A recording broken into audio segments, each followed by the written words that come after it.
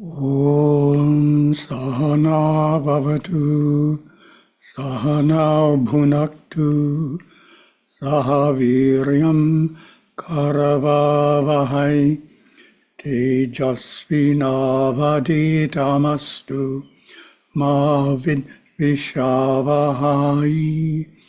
Om Shanti Shanti Shanti. Okay, and we'll attempt to share the screen here. Share, there we go.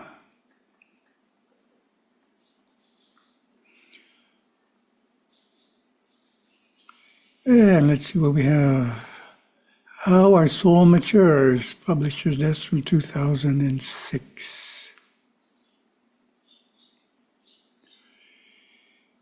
In Hindu thought, the concept of life and the soul are synonymous. For example, the Sanskrit word jiva refers to both and contains the meanings of individual soul. Tamil word uyir has the same double meaning of life and soul. The soul, which is so perplexing and seemingly out of reach to many, can be understood simply as life itself. One of the advantages of this simple description is that it makes it easy to experience the soul. How can we do this? How would you answer that question? What is an easy way to experience your soul?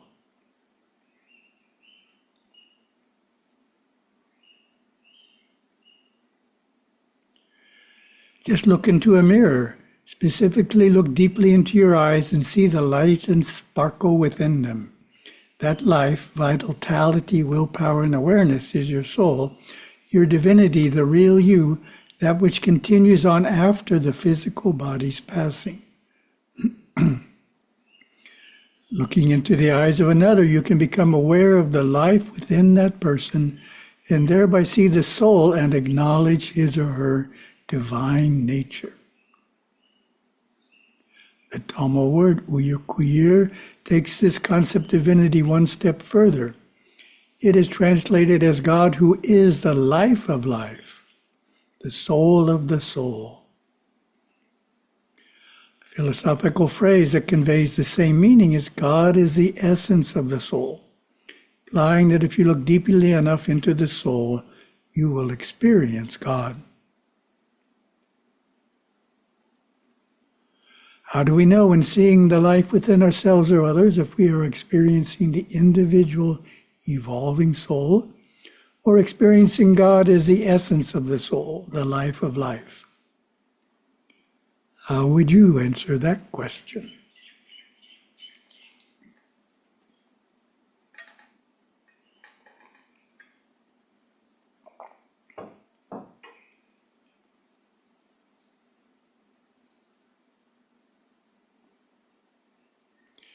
Here's one way to make that distinction. When we are perceiving an individual soul or souls, there is a sense that each soul is separate from the others. However, when we perceive God as the life of life, that sense of separateness is replaced with a sense of oneness. Thus, if you can look at a group of people and be aware of the divine oneness that pervades them all, you would be seeing God in them. This deeper experience is achieved through internalizing our awareness, going deeply inside ourselves through worship or meditation. An analogy can be made to japa beads. We can focus on the beads and perceive them as 109 separate beads. We can also focus on the cord on which they are strung and see the oneness that connects all the beads. That's a simple way of explaining it. And usually you have some type of beads with you, so you have your prop ready. You can explain God as the thread that goes through everything, that goes through all the beads. Popular story about Paramaguru Yogaswami illustrates this point. There were 4 people gathered to sing devotional songs in his small hut one day. Yogaswami asked, "How many are here?" Someone replied, "4, Swami." Yogaswami countered, "No, only one is here." He saw the unity. They saw the diversity. The Hindu idea that God is inside every person as the essence of the soul, which can be experienced today, is quite different from the concept of Western religions that God is up in heaven and cannot be experienced by those living on earth. I like my graphic there. They believe they have to die to meet God.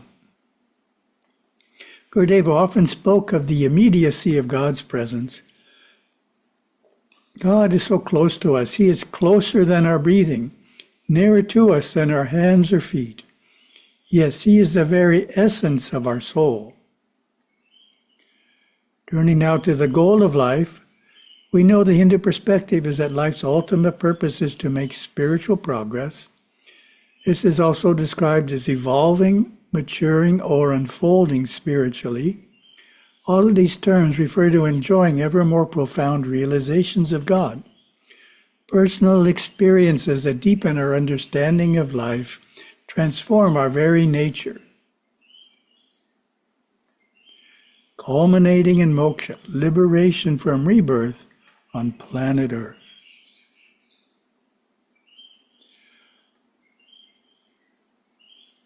We can usually distinguish here the Hindu view of the spiritual. We can usefully distinguish here the Hindu view of the spiritual destination, experience of God, and subsequent liberation, and the journey to that destination, which we are speaking of here.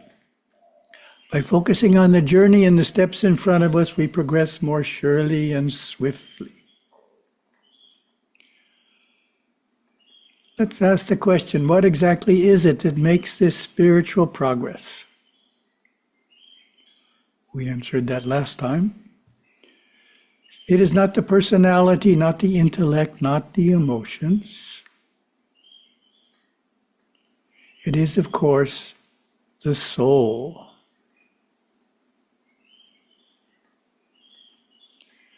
In thinking of spiritual progress, it is helpful to understand the concept of the soul as a human-like self-effulgent form comprised of the life and light we previously talked about. Technically, there are 2 terms in Sanskrit for this immortal soul body. Anandamaya kosha, bliss body, or technically kosha is sheath, so you'd say bliss sheath. And karana sharira, the causal body.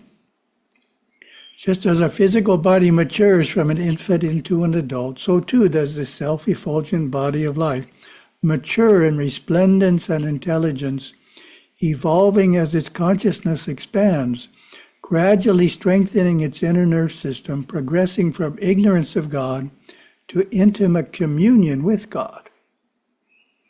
So that's a very important point.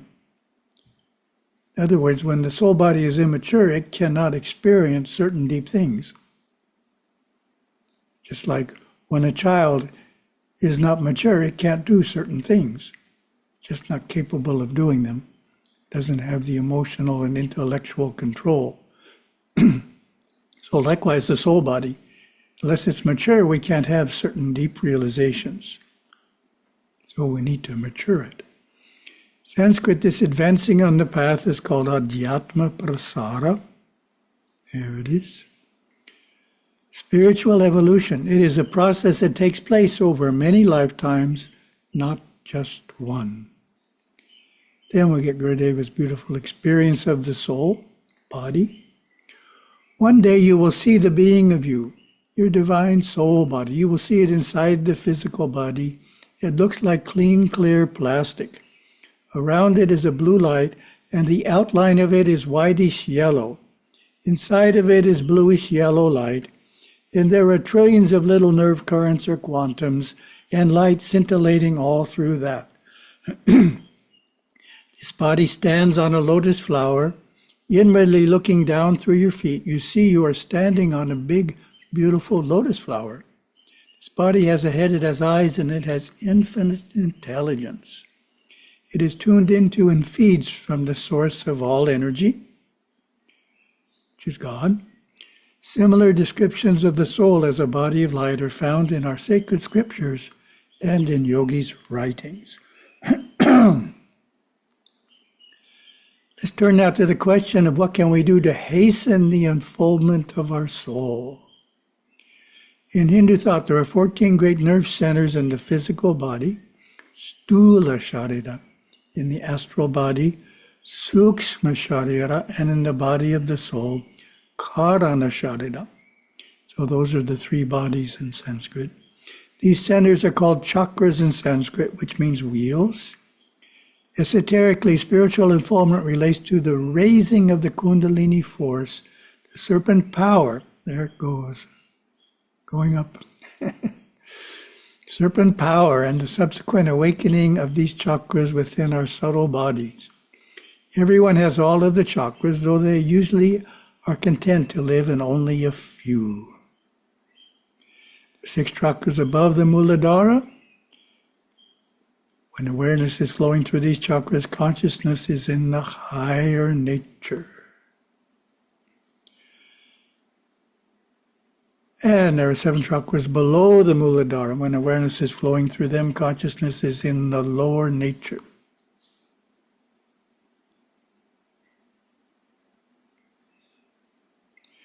Most Hindu teachings regard the chakras focus on the yogi's awakening, balancing or stimulating the Muladhara and the 6 above.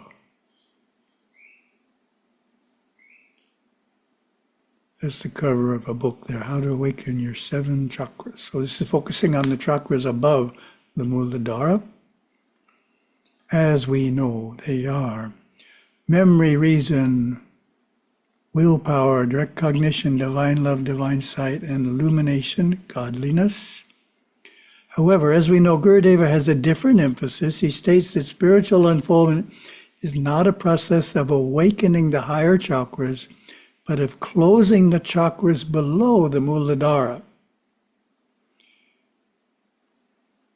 They are the seats of instinctive consciousness, the origin respectively of fear, going down, anger, jealousy, confusion, selfishness, absence of conscience, and malice. Not a good place to be. Brahma Dwara, the doorway to the Naraka Loka, located just below the Muladhara, has to be sealed off so that it becomes impossible for fears, hatreds, angers, and jealousies to arise. Once this begins to happen, the Muladhara chakra is stabilized and consciousness slowly and naturally expands into the higher chakras.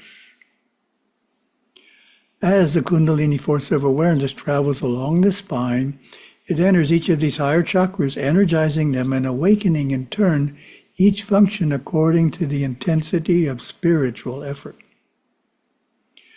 This understanding of the centrality of sealing off the lower chakras highlights how important emotional control is to our spiritual progress. Certainly the emotion that is most important for people on the spiritual path to control is anger. Just possessing the knowledge that anger prevents us from experiencing the higher chakras increases our motivation to live a life that is totally free from this devastating force. Anger comes in many forms, ranging from frustration and resentment to uncontrollable rage. In its simplest shade, it is an instinctive emotional protest to happenings at a particular moment. Things are just not right, anger shrieks. Source of peace and contentment is the opposite sentiment, a wholesome, intelligent acceptance of life's conditions based on the understanding that God has given us a perfect universe in which to grow and learn, and each challenge or seeming imperfection we encounter is an opportunity for spiritual advancement. So that's a very high-minded way of looking at each challenge or seeming imperfection. It's an opportunity for spiritual advancement. To those who are anger-prone, I advise replacing that fuming reaction with an affirmation that everything is just as it should be in God's perfect universe. Gotta wait for him to smile. There's his smile. An initial focus on controlling anger and the other low emotions and instincts is wisely built into the traditional concept of yoga as having 8 limbs. As we know, first one, yama, is control of base emotions and instincts, but unfortunately many yoga teachers leave this out.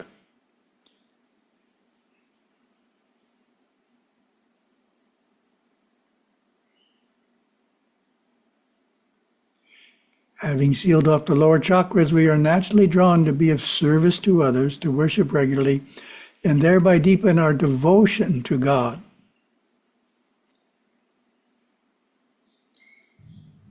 And to look within through meditation to experience our soul nature and eventually God's indwelling presence as our very essence.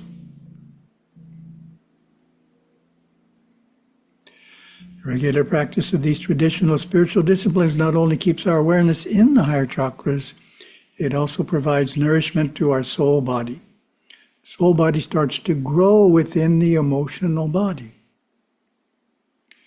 Gurudeva describes this growth by saying that the soul body grows like a child, fed by all of our good deeds. All of our service and selfless actions toward others feed that body. All of our working with ourselves to conquer instinctive emotions is food for that body, as it draws from the central source of energy. Finally, the spiritual body matures to the point where it becomes aware in the superconscious, intuitive mind, taking on more spiritual force from the infinite. Ultimately, it takes over the astral, emotional, intellectual body. And after moksha is achieved, it continues maturing in the inner worlds.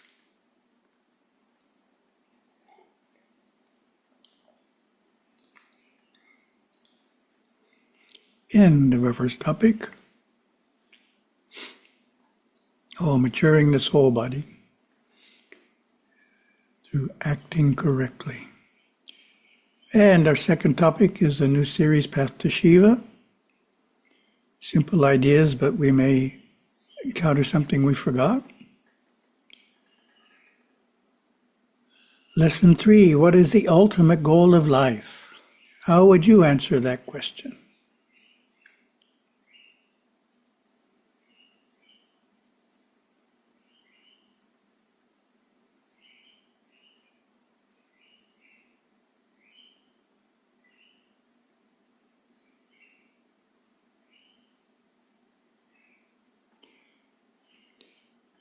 The answer the lesson gives is knowing God is life's highest goal, reached by mature souls following a spiritual path.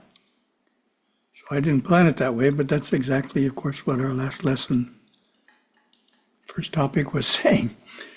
The essence of our first topic is right there. So we want to remember that there's three events. So first we have realization,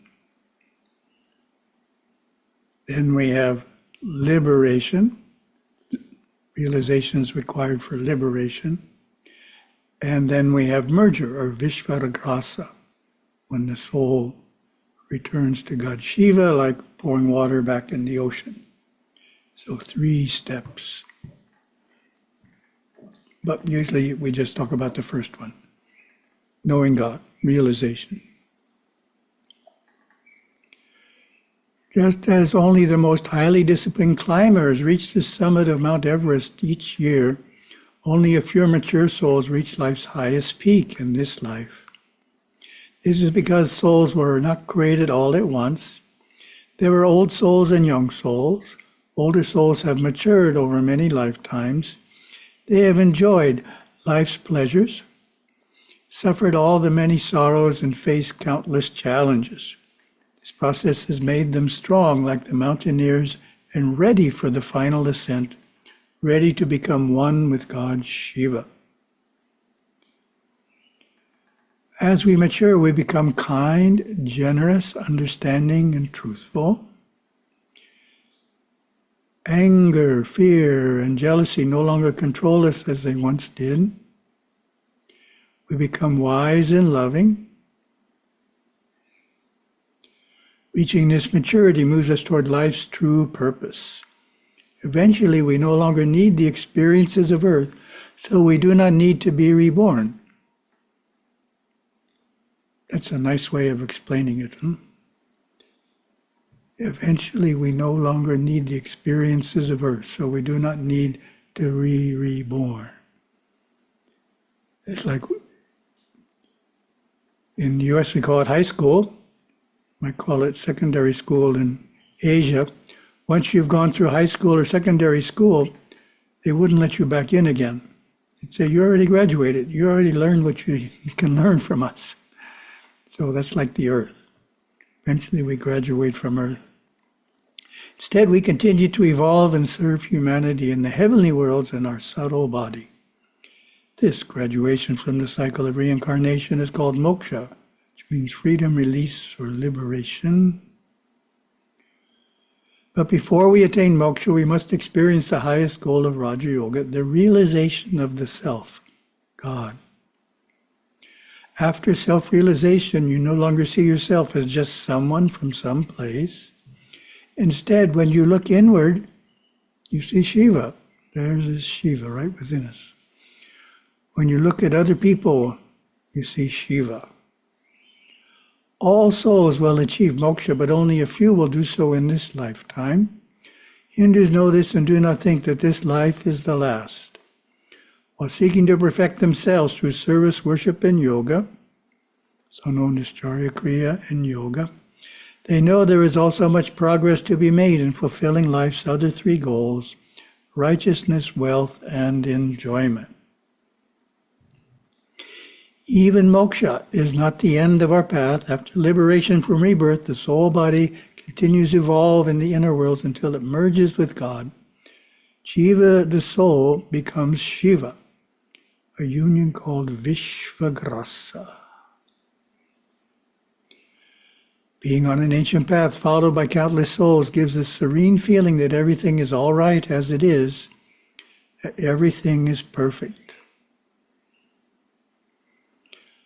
And our third topic, we have some quotes from Yoga Swami's words of our master, this phase. Ignorance remains until you come to realize that God is within you. What does that mean to you?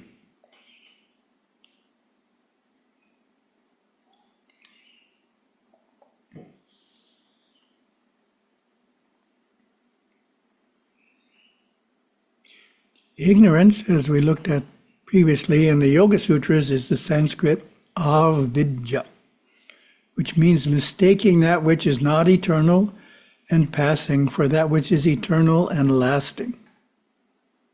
So we look out at the world and we think something out there will make us totally happy forever. And of course, whatever happiness we get eventually fades, because that's the nature of the world. It's not permanent. So that same idea is what Yoga Swami is saying in a slightly different way.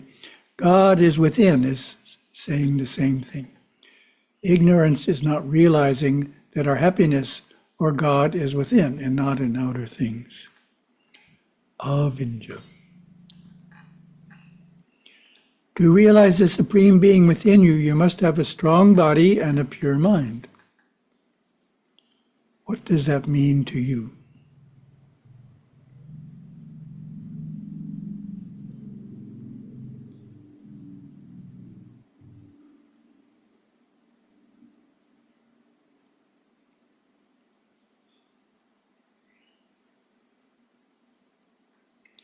Common reference in Hindu teachings is the requirement for a pure mind.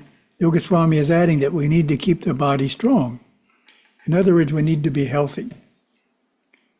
Sometimes you see pictures of emaciated sadhus. Yoga Swami wasn't proposing that. Saying we need to keep the body strong, we need to be healthy, as well as be pure in mind. Pure in mind, healthy in body. Nothing is lost, nothing is gained. What does that mean to you?